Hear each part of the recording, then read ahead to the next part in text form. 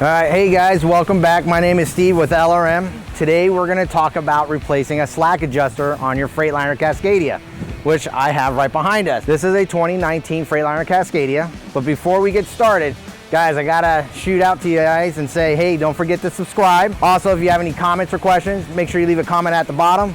And if you like and love my videos, if you don't mind, pound that like button. All right, so let's hop right into it. So today we're gonna talk about slack adjusters, right? I'm gonna keep it a little easy for myself on this one. I don't have to replace it, but we're gonna take it off and so forth. So the one that I'm working on is the very back axle, and it doesn't have a parking brake. What does that mean? That means I don't have to release the brakes on the truck to do this job. Now, if you do have a parking brake, and you know the brake chamber, it's gonna be pretty big, usually a 30-30 or a 30-36, then what you're gonna need to do is start up the truck, air it up to over 100 PSI, put wheel chocks under your tires, and then release the brakes, and then back off the brakes. So that's if you're gonna replace the slack adjuster on a parking brake axle. But today, we're just gonna replace one on a service axle, which is not a parking brake. Service brake is when you step on the pedal, and it just applies the brake when you step on the pedal. So those are the two differences.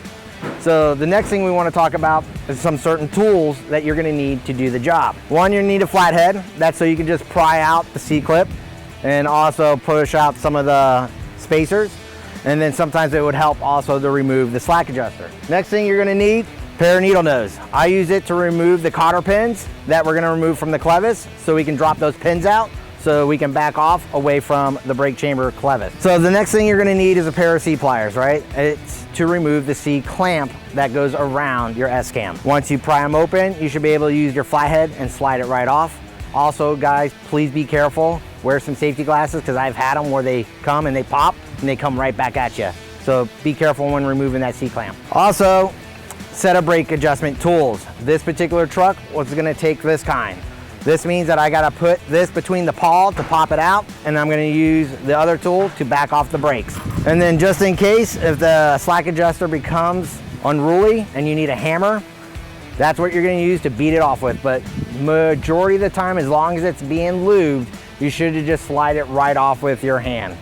All right, guys, so let's go ahead and dive right into this. All right, guys, so the first thing you wanna do is see these two pins here, right? And this here is your clevis, this part here that goes to your brake chamber.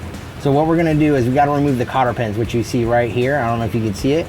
What we do is remove the cotter pins, and then we're gonna slide these pins out so we can have this slack adjuster, when I back off the brakes, come out. So all I'm gonna do is, with your needle nose, grab a hold of your pliers. Okay, I think I've never done this before. So there's one cotter pin. And there's the other one. So don't lose your parts, because you're gonna have to put them back in, unless you got new cotter pins, which is good. And then this here, you just wiggle back and forth until the pin falls out, just like that. These happen to actually be pretty easy ones. All right. Okay, there you go. That pin is done. And then the next thing I would do is grab your C-clamp pliers, and if you could see it here, there's two little holes. Now if it's up, let's say it's over here or here, just take your tool. This should be easy to move. Just put it in a hole and move the ring so you can get it a good orientation. And just so you guys know, the rule of thumb is to make life a little bit easier. So if you're gonna pull in the direction, grab of the ring that you're gonna pull. Don't try to go like this, because the clamp will close. So like if I'm trying to push it back, it's gonna fight me, so I'm gonna go to the other hole, so it's gonna open up a little, just like that. Once you get that in there, this is where I was telling you guys, be careful, because sometimes these things will come out at you. Put a rag or put your whole hand over it, and just wiggle, wiggle. Or, like I said, sometimes you gotta get your flathead to help. So we're gonna pry this open again. Come on, there you go. Use this, just like that. I'll slide that over. And again, please be careful. You don't need anything hitting you in your face today. Just like that. See, there's your clip. Once you remove it, just put it off to the side. flathead, there's gonna be some spacers, just like that. Just pry those out a little bit. All right, sometimes they're, just make sure.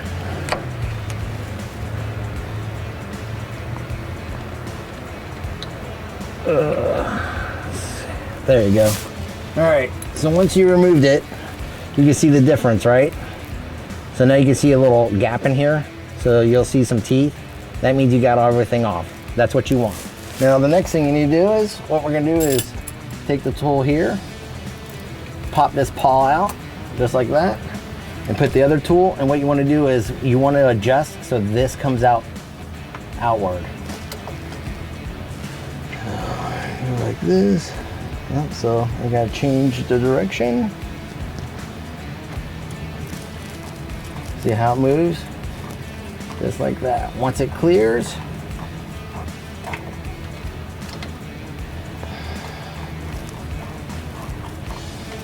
just like that. Once you have a gap between here and there, go ahead and remove the paw, grab the slack, and just wiggle, wiggle, and there you go. Your slack adjuster is off. Now, be careful when you take the slack adjuster off. There's going to be bushings because of the grease. So there could be some bushings here on grease. Take that off. Just don't forget where they go. They go on first. Considering I don't have to replace one, I'm going to leave this the way it is. And then what you do is, when you get the new one, you just put your spacers back on, and then you just slide your slack adjuster back on. Just that smooth, that easy. And then you put your bushings back on the same way you took them off, just like so. Don't forget that C-clip. Just put your finger over it, open, and you'll feel it clip right in there. And sometimes I move it around just to make sure it grabbed, which it did. Now you're gonna move this back in place. When we do that, this will come down. Don't freak out. What we'll do is, when we get closer, we'll just push it back up. So put your tool back on it. Well, this one didn't do it, so that's fine.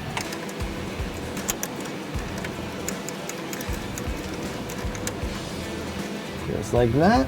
Take your big pin and just wiggle that in. Knock that one in. And then your small one, just so you can move around, which is fine. Now you have that in. All right. Big cotter pin for the big one, small cotter pin for the small. Alright, so what I'm gonna do is, because I bent that out, I'm gonna turn my pin this way. See how I left a big gap? And what I'll do is, I'll bend my cotter pin back the other way so it doesn't come undone. You see how it closes right there? You do the same thing with the small one. So you just find the hole, and I'm pretty much guessing where the hole is because where I'm sitting. And see that gap? All I do is, again, use your pair of pliers, bend it so it doesn't come undone, and look how it's closed off. Easy peasy lemon squeezy. And then just remember, once you get the slack adjuster on, now we need to adjust the brakes. So that also goes with the parking brake, because if you had the parking brake, remember, you would have it released.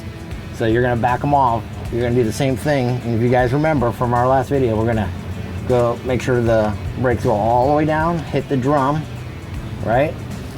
And then we're gonna back off 1/2 turn. So right now, I just tighten down to the drum, put my paw in. Gotta have that in if you wanna release the brakes, or else you're gonna be fighting. So don't forget, for this particular slack adjuster, we're gonna back off 1/2 turn. Okay. Different from this angle. Make sure. Okay. And then 1/2 turn. Alright, that's 1/2 turn, and now your slack adjuster has been installed. You guys, we are not done yet. So this one has already been greased. As you can see, it's dirty. If it's brand new, what you're going to do is, there's a grease fitting right here, and you're going to grease it until this part fills up just a little. You don't want grease coming out of this, because it's meant to hold it in place. or a little bit of grease coming out this side or this side, which is fine, just a little bit. You don't need to keep putting grease until it hits the ground. You over greased it. Just enough to fill this little rubber here. It's meant to keep it there for the paw and the little adjuster. And then grease may come out this side, which is fine, or on the inside. Most likely on the inside, it's typical. And that's normal. Just don't over grease where this grease is coming out. It's too much. And that's it. You're done. Slack adjuster installed.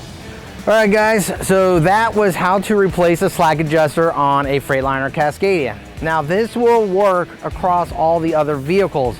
The only difference would be is, like I said, one could have a service brake, parking brake chamber, or it could just have a different slack adjuster where you would have to use a different tool to back off the brakes, which you would have to use a socket instead of a brake adjustment tool. So just take a look at it, but other than that, it's practically the same, replacing it on a Kenworth, International, and of course, as you can see, a Freightliner. So always keep in mind, be patient, take your time, make sure you see how it comes off. It's not that hard, you guys can do it and save yourself some money. Just always remember a few key steps, right? One, make sure you got your tools laid out. Like I said, I had a pair of needle nose to remove those nasty little cotter pins, right? Just a flathead screwdriver. As you saw, I pried out the C-clip just so it can come out, and I put my hand over it so it didn't hit me in my face. As well as a pair of C-clip pliers, right? Now, these you can get from, you know, Home Depot, online, wherever. You know, mine's Snap-on, but you don't have to buy Snap-on to do it. And then the last but least, we didn't have to use it, thank goodness, but hammer in case you got to pound out that, that slack adjuster, right? Now, the other thing is sometimes those little pins may be seized up and a pair of needle nose won't work. What you could do is grab a pair of vice grips, crimp down on them, and then work it back and forth until it gets loose, and then the pin should come right out. So just keep that in mind. Bushings, right? Once you move that C-clip, the bushing, remove on one side, or I'm sorry, not bushing, spacers. And then on the inside, just make sure you don't lose the orientation. Keep them separate. It could be stuck to the old slack adjuster. Just make sure you grab your rag, clean it, lay it down off to the side. Then when you get the new one, right, put that spacer back in there, slide that slack adjuster back on, put the other part of the spacer and then the clip, bolt everything back up, and don't forget to do your brake adjustment. And then last but least, guys, don't forget to grease that slack adjuster. I hope this was very helpful. Also, trying to help you guys save some money. So if you guys like what you saw today, don't forget to pound that like button. If you have any questions, concerns, please leave a comment at the bottom. Guys, I want to save you money. Don't forget to subscribe. See you guys around.